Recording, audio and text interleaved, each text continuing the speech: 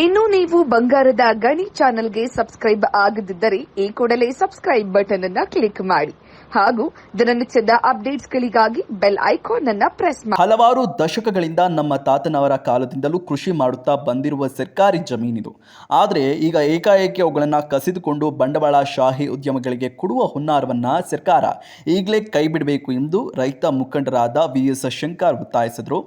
ಇಂದು ಪಟ್ಟಣದ ಪ್ರವಾಸಿ ಬಂಡಡದಲ್ಲಿ ತಾಲೂಕಿನ ಅಂಕಮನಾಳ್ ಗ್ರಾಮದ ಹಾಗೂ ಇತರ ರೈತರ ಸಭೆಯನ್ನು ಉದ್ದೇಶಿಸಿ ಮಾತನಾಡಿದ ಅವರು 2018 ಹಾಗೂ 2019ರಲ್ಲಿ ಅಕ್ರಮ ಸಕ್ರಮ ಅಡಿಯಲ್ಲಿ ಇದಕ್ಕೆ ಅಧ್ಯಕ್ಷರು ಶಾಸಕರು ಇಲ್ಲಿಯವರೆಗೆ ಯಾವುದೇ ಕ್ರಮ ಕೈಗೊಳ್ಳದ ಕಾರಣ ಇಂದು ಆ ರೈತರು ಕೃಷಿ ಮಾಡಿ ಬದುಕು ಕಟ್ಟಿಕೊಂಡಿದ್ದ ಭೂಮಿಯನ್ನು ಖಾಸಗಿ ಕಂಪನಿಗಳಿಗೆ ನೀಡುವ ಹುನ್ನಾರ ನಡೆಯುತ್ತಿದೆ.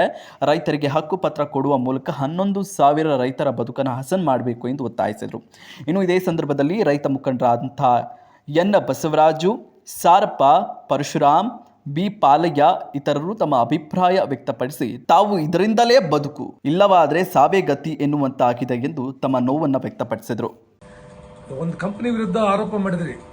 ನೀವು ಈ ಪತ್ರಿಕಾಗೋಷ್ಠಿ ಕರೆದ್ರ ಉದ್ದೇಶ ಯಾವ ಕಂಪನಿ ವಿರುದ್ಧ ಅಥವಾ ಯಾವ ಲ್ಯಾಂಡಿನ ವಿರುದ್ಧ? ಈಗ ಸದ್ಯ ಅಂಕಮನಾಳ್ ಕಂಪನಿ, ಅಂಕಮನಾಳ್ ಗ್ರಾಮದಲ್ಲಿ ಆಗ್ತಕ್ಕಂಥ MSL ಕಂಪನಿ 200 ಎಕರೆಯನ್ನು ಸರ್ಕಾರ ಕಡೆಯಿಂದ ಇರ್ತಕ್ಕಂಥ ಜಮೀನು, ಸರ್ಕಾರಿ ಜಮೀನು ನಮಗೆ ಕೊಡಿ ಅಂತೇಳಿ ಅವರು MSL ಕಂಪನಿ ಅವರು ಕೇಳ್ತಿದ್ದಾರೆ. ನಮ್ಮೆಲ್ಲ ಬಡ ರೈತರು ಆ ಒಂದು ಸರ್ಕಾರಿ ಜಮೀನಿನಲ್ಲಿ ಉಳಿಯ ಮಾಡ್ತಾರೆ. ನಮ್ಮ ಆ ಕಂಪನಿಗೆ ಏನಾದ್ರು ಕೊಟ್ಟರೆ ನಮ್ಮ ರೈತರು ಆ ಜಮೀನಿಂದ ಹೊರಗೆ ಬರ್ತಾರ, ಹೊರಗೆ ಬಂದು ಅನಾಥರಾಗ್ತಾರ, ಜಮೀನನ್ನು ಕಳ್ಕೊಂತಾರ, ಅನಾಥರಾಗ್ತಾರ. ಆ ಒಂದು ದೃಷ್ಟಿಯಿಂದ ನಾವು ಬಹಳ ಸಲ ಹೋರಾಟ ಮಾಡ್ತಾ ಬಂದಿವಿ. ಇವತ್ತು ಅಲ್ಲಿ ಅಂಕಮನಾಳಗ 200 ಎಕರೆ ಜಮೀನ ಕೊಡಬಾರ್ದು ಅಂತೇಳಿ ಹಲವು ಬಾರಿ ನಾವು ಇದು ಮಾಡಿದ್ವಿ, ಮನವಿ ಮಾಡಿದ್ವಿ, ಎಲ್ಲ ಮಾಡಿದ್ವಿ.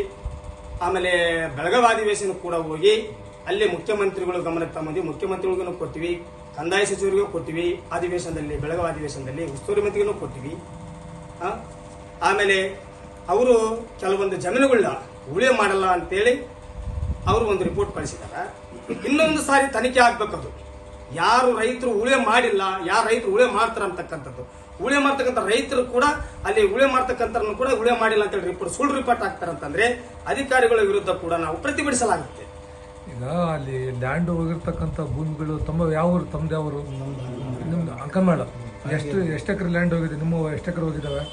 ಅಲ್ಲಿ ಸುಮಾರು ಒಂದು 220 ಎಕರೆ ಸರ್. ನಿಮ್ದು ಎಷ್ಟು ಎಕರೆ ಆಗಿದೆ? ನಮ್ಮ ಕುಟುಂಬದ ಒಂದು 13 ಎಕರೆ. 13 ಎಕರೆ. ನಿಮ್ಗೇನು KKRDB ಏನದು ಅಥವಾ ನೋಟಿಸ್ ಏನು ಬಂದವ ನಿಮಗೆ? ಏನು ಬಂದಿಲ್ಲ. ನಿಮಗೆ ಪಟಾಪಾಣಿ ಇದಾವ? ಮತ್ತೆ ಯಾವ ಸರ್ಕಾರದ ಇದರಲ್ಲಿ ಇದಾವ? ಅದರಲ್ಲಿ ನೀವು ಸಾಗುವಳಿ ಮಾಡ್ತಿದ್ದೀರಿ? ನಮ್ದೆಲ್ಲ ಅದೇ, ಬಟ್ ನಿಮ್ಗೆ ಯಾವ ಪಟ್ಟಗಳಿಲ್ಲ, ನೀವು ಸಾಗುವಳಿ ಮಾಡ್ತಿದ್ದೀರಿ ಅಷ್ಟೇ. ಸಾಗುವಳಿ ಮಾರುಕಟ್ಟೆಯನ್ನು ನಡೆಸಲಾಗಿ ಪತ್ರಿಕಾ ಮಾಧ್ಯಮದವರಿಗೂ ನಮಸ್ಕರಿಸುತ್ತಾ ಮತ್ತು ನಮ್ಮ ರೈತರಿಗೂ ನಮಸ್ಕರಿಸುತ್ತಾ, ಸುಮಾರು ದಿನಗಳಿಂದ ನಾವು ರೈತರ ಪರ ಧ್ವನಿ ಎತ್ತುತ್ತಾ, ರೈತರ ಪರ ಹೋರಾಟ ಮಾಡುತ್ತಾ, ಇವತ್ತು ನಮ್ಮ ರೈತರಿಗೆ ಆಗ್ತಕ್ಕಂಥ ಅನ್ಯಾಯವನ್ನು ತಡಿಬೇಕೆಂಬ ಒಂದು ದೃಷ್ಟಿಯಿಂದ, ತಡಿಬೇಕು ಅಂತಕ್ಕಂಥ ಒಂದು ಮಾನವ ಕುಲದಿಂದ ನಾವು ತ್ವರಿತವಾಗಿ ಪ್ರಗತಿಯಲ್ಲಿ ಹೋರಾಟ ಮಾಡುತ್ತಾ ಬಂದಿವಿ. ಮಾಡಿರ್ತಕ್ಕಂಥ ದಾಖಲೆಗಳು ಸಹ ನಮ್ಮ ಹತ್ರ ಎವಿಡೆನ್ಸ್ ಇದ್ದೇವೆ. MSL ಕಂಪನಿಯವರು 200 ಎಕರೆಯನ್ನು ಅಲ್ಲಿ ನಮಗೆ ಜಾಗ ಬೇಕಂತೇಳಿ ಅವರು ಆತುರ ಪಡ್ತಕ್ಕಂಥದ್ದು. ಅದನ್ನ ನಾವು ಬೆಳಗಾವಿ ಅಧಿವೇಶನದಲ್ಲಿ ಕೂಡ ಹೋಗಿ ಮುಖ್ಯಮಂತ್ರಿ ಅವರಿಗೆ, ಕಂದಾಯ ಮಂತ್ರಿ ಅವರಿಗೆ, ಉಸ್ತುವಾರಿ ಮಂತ್ರಿ ಅವರಿಗೆ ಕೂಡ ನಾವು ಮನವಿ ಮಾಡಿ ಕೊಟ್ಟು ಬಂದ್ವಿ. ಅದನ್ನ ರೈತರಿಗೆ ಪಟ್ಟ ನೀಡಬೇಕು, ಅದನ್ನ MSL ಕಂಪನಿಯನ್ನು ಕೊಡಬಾರ್ದು ಅಂತೇಳಿ. ಆದರೂ ಇಲ್ಲಿನ ತಹಸೀಲ್ದಾರರು ಮತ್ತು ಆಮೇಲೆ ಗ್ರಾಮ ಲೆಕ್ಕಾಧಿಕಾರಿಗಳು ಅವರೆಲ್ಲರೂ ಉಳಿಮೆ ಮಾಡ್ತಕ್ಕಂಥ ರೈತರು ಕೂಡ ಭೂಮಿಗಳು ಕೆಲವೊಂದು ಉಳಿಮೆ ಇಲ್ಲ ಅಂತೇಳಿ ಸುಳ್ಳು ರಿಪೋರ್ಟ್ಗಳನ್ನು ಬರೆದಿದ್ದಾರೆ. ಅದನ್ನ ಕೂಲಂಕುಷವಾಗಿ ತನಿಖೆ ನಡೀಲಿ. ಇವತ್ತು ನಮ್ಮ ರೈತರು ಉಳಿಮೆ ಮಾಡ್ತಾರೆ ಇಲ್ಲ ಅಂತಕ್ಕಂಥದ್ದನ್ನು ಕೂಡ ಕೂಲಂಕುಷವಾಗಿ ತನಿಖೆ ಆಗಬೇಕು. ಯಾಕಂತಂದ್ರೆ ಉಳಿಮೆ ಮಾಡ್ತಕ್ಕಂಥ ಜಮೀನುಗಳು ಉಳಿಮೆ ಮಾಡಲ್ಲ ಅಂತೇಳಿ ರಿಪೋರ್ಟ್ ಹೋದ್ರೆ ಇದು ಅನ್ಯಾಯ ಆಗೋದು ನಮ್ಮ ರೈತರಿಗೆ. ಇವತ್ತು ಡಿನೋಟಿಫಿಕೇಶನ್ ಮಾಡಿಸ್ಕೊಂಡು ಕಂಪನಿಗಳು ವಶಪಡಿಸಿಕೊಂಡು ಲಾಠಿ ತಗೊಂಡು ನಮ್ಮ ರೈತರ ಜಮೀನ ಬಿಡಿಸ್ಲಿಕ್ಕೆ ಬರ್ತಾರ. ಇವತ್ತು ನಾವು ಪಟ್ಟ ಮುಂಜೂರಾತಿ ಮಾಡ್ಬೇಕಂತೇಳಿ ಸುಮಾರು ದಿನಗಳಿಂದ ನಾವು ಹೋರಾಟ ಮಾಡ್ತಾ ಬಂದಿವಿ. ಇವತ್ತು ನೀವು ಕೂಡ ನಾವು ಅನಿರ್ದಿಷ್ಟ ಕಾಲ ಧರಣಿ ಮಾಡಿರ್ತಕ್ಕಂಥದ್ದು ಪತ್ರಿಕಾ ಮಾಧ್ಯಮದವರು ಕೂಡ ಗಮನಿಸಿದ್ರಿ. ಅಂತೂ ಕೂಡ ನೀವು ಪತ್ರಿಕೆಯಲ್ಲಿ ಕೂಡ ನಮ್ಮದಿ ಮಾಡಿದಿರಿ. ಆದ್ರೆ ಅದು ಅವತ್ತಿನ ಅಧ್ಯಕ್ಷರು, ಇವತ್ತಿನ MP ಅವರು ಅವತ್ತು ಕೂಡ ಅವ್ರು ಏನು ಬೇಜವಾಬ್ದಾರಿತನದಿಂದ ಅವ್ರು ಮಾಡಲಿಲ್ಲ. ನೆಕ್ಸ್ಟ್ ಟೈಮ್ ಕೂಡ ಅವರೇ ಒಂದು ಸ್ಥಳೀಯ ಶಾಸಕರಾದ್ರು, ತಮ್ಮದೇ ಸರ್ಕಾರ ಇತ್ತು, ಹಾಗೆ ಅಧ್ಯಕ್ಷರಾದ್ರು. 1 ವರ್ಷಗಳ ಕಾಲ ತಾಲೂಕಿನಲ್ಲಿ ಯಾವೂ ಮಾಡಲಿಲ್ಲ. ಏನಾದ್ರೂ ನಮ್ಮ ರೈತರಿಗೆ ಇಂಥ ಒಂದು ಅಕ್ರಮ ಸಕ್ರಮ ಅಡಿಯಲ್ಲಿ ಇರ್ತಕ್ಕಂಥವು ಏನಾದ್ರೂ ಮಾಡಿದ್ರೆ ಇವತ್ತು ನಮ್ಮ ರೈತರಿಗೆ ಇಂಥ ಒಂದು ಪರಿಸ್ಥಿತಿ ಬರ್ತಿರ್ಲಿಲ್ಲ ಅಂತ ಅನಿಸುತ್ತೆ. ಯಾಕಂದ್ರೆ ಇವತ್ತು ಪಟ್ಟ ಕೊಟ್ಟು ಬಿಡಿದ್ರೆ ನಮ್ಮ ರೈತರಿಗೆ ಪಟ್ಟದ ಆಧಾರಿತವಾಗಿ ಅವರಿಗೆ ಪಾಣಿ ಬರ್ತಿತ್ತು.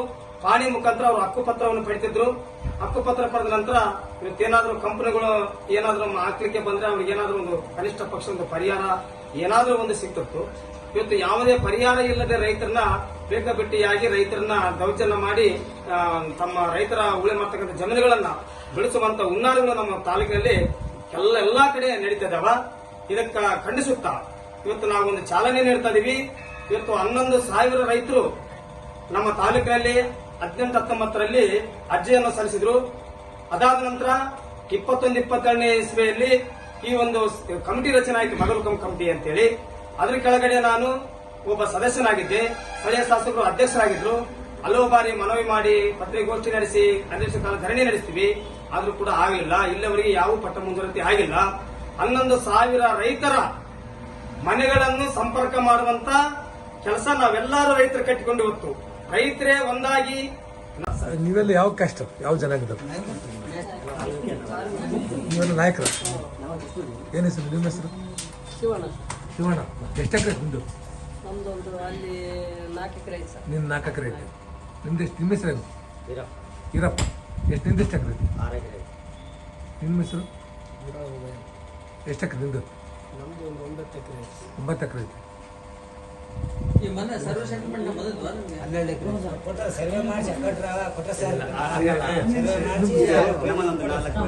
ನಿಮ್ದು ಅಂಕನ್ ಮಾಡ.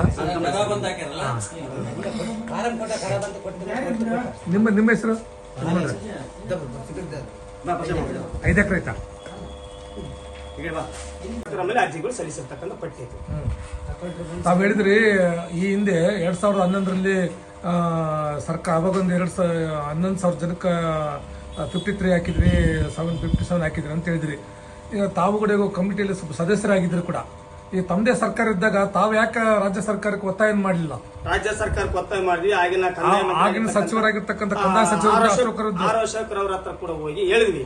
ಸ್ಥಳೀಯ ಶಾಸಕರು ಆ ಒಂದು ಕಮಿಟಿಗೆ ಅಧ್ಯಕ್ಷರಾಗಿರ್ತಾರ, ಅವ್ರ ಮುಖಾಂತರ ಆ ಕಮಿಟಿ ಜರುಗಬೇಕು. ಅವ್ರ ಮುಖಾಂತರನೇ ಅದೇನಿದ್ರು ಕಮಿಟಿಯಲ್ಲಿ ಯಾರು ಸಾಗುವಳಿ ಮಾಡ್ತಾರೆ, ಯಾರು ಸಾಗುವಳಿ ಮಾಡಲ್ಲ ಅಂತೇಳಿ ನೀವೇ ತೀರ್ಮಾನ ತಗೊಂಡು ಪಟ್ಟ ಮುಂದುವರಿಕೆ ಮಾಡ್ಬೇಕಂತ ಒಂದು ಮಾತನ್ನು ಹೇಳಿ ಕಳಿಸ್ತೀವಿ. ಅಲ್ಲಿಂದ ಇಲ್ಲಿವರೆಗೆ ಆಗಿಲ್ಲ. ಇಲ್ಲಿವರೆಗೆ ಆಗಿಲ್ಲ. ಅವತ್ತಿನ ದಿನ ಸರ್ಕಾರ ಅವ್ರದೈತೆ ಅಂತ ಹೇಳಿದಂತ ಶಾಸಕರು ಮತ್ತೆ ತಾವು ಶಾಸಕರಾದ್ರು, ಮತ್ತೆ ತಮ್ಮದೇ ಸರ್ಕಾರ ಬಂತು. ತಾವೇನು ಮಾಡಿದ್ರು 1 ವರ್ಷದೊಳಗೆ? ಅದಕ್ಕೆ ಉತ್ತರ ನೀಡ್ತಾರೆ ಇವರು.